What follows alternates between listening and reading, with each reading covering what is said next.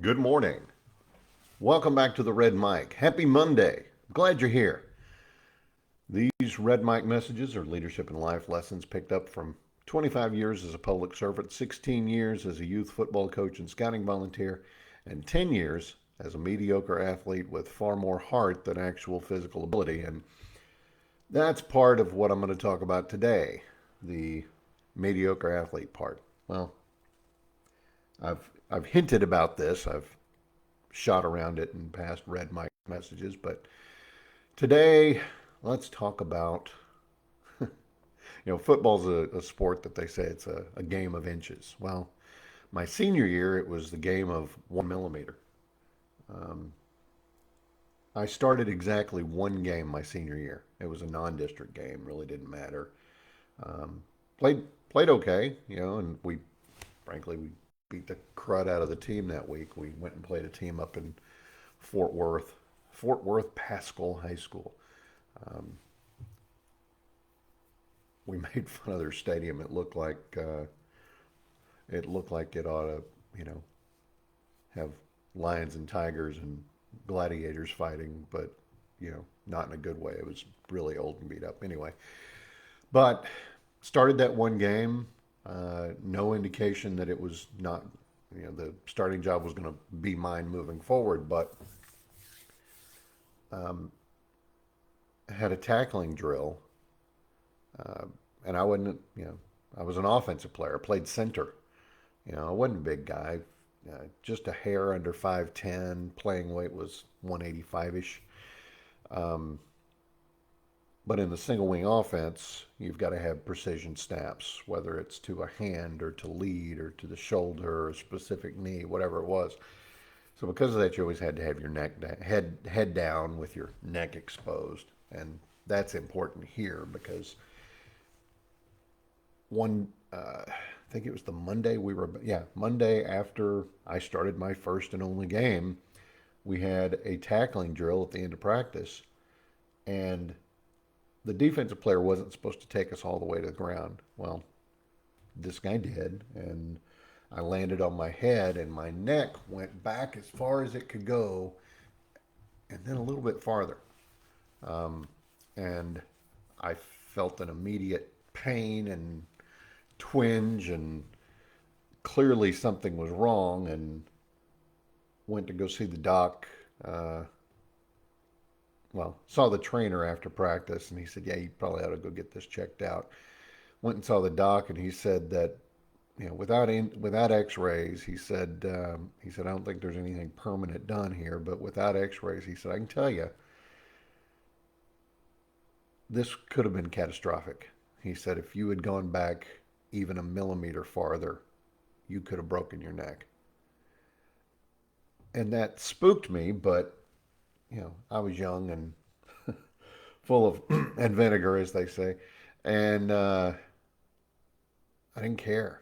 I was like, well, all right, but I'm not injured, right? I'm just hurting. I'm not injured. He said, you're not injured. Okay, well, that's what anti-inflammatories are for. I'll go tell the coach. Well, the trainer apparently also told the coach, and he said, yeah, this could have been bad, even though it had nothing to do with my regular job. It wasn't a snapping injury. Snapping injuries weren't uncommon, because in the single wing, again, it was a precision snap. You had to have your head down. It's not like the NFL or even college where they just sort of toss it back there haphazardly and the quarterback has to catch it wherever. Um, in the single wing offense, because you're snapping directly to the back or in the area of the back of where they're going to be, it has to be precise. It has to be on target. So because of that, you have to aim it. You have to be down there looking, which means your neck gets beaten up. Now that hyperextension was not the only neck injury I had. I, got punched in the back of the head and had a couple of cases of whiplash and stuff like that. After a couple of days, I asked Coach if he was going to let me compete for the starting position again, and he said no. And no, no bones about it. It pissed me off. You know, like why? And he said, he said, well, your injury scared me. He said, you've got more to offer the world than just football. And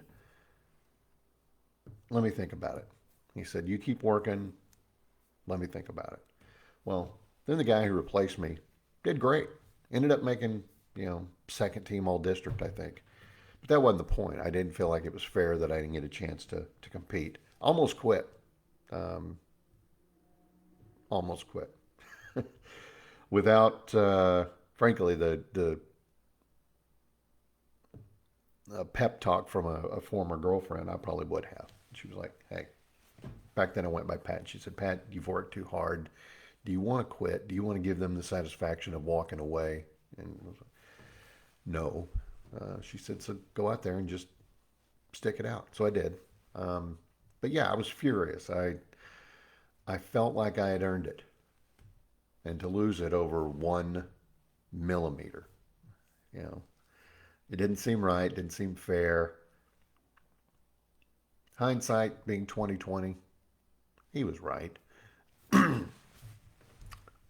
I could have gotten injured. I didn't, but I could have gotten injured. It could have been bad. It could have been catastrophic. It could have been a light switch. Bam. Um, but I look back and, that Garth Brooks song, Unanswered Prayers? Well, it hits different when you realize how many of the things that you really wanted would have changed your course. This year, my wife and I will celebrate our 30th year of marriage. We've raised 2 kids. I've had the chance to lead, to serve, to have impacts on lives that hopefully matter. I think they do. And I've lived a full life on this side of the grass. And, 1 millimeter different, maybe I don't. Maybe I, you know, stop living right there. Maybe I am paralyzed from here down. Who knows? Thankfully, that didn't happen. Uh, Thanks to that coach who, frankly, did the unfair thing. And let's face it, it was my starting job. I should have had the opportunity to continue fighting for it. But I think he was right. And that was a hard lesson to learn a long time ago. Um, Mother Teresa reportedly said the easiest way to make God smile is to say that you have a plan. Well, I had a plan, but he had a better one. 1 millimeter. The difference between who knows what and what I have now. I wouldn't trade it for anything. And that's today's Red Mike message. I hope you found it interesting or helpful. I hope you will give me a like, a follow, and a share. I hope you'll be back again tomorrow. I appreciate you guys so very much. Thanks for being here again. I'll see you tomorrow, hopefully. And again, life is short. Drink the bourbon.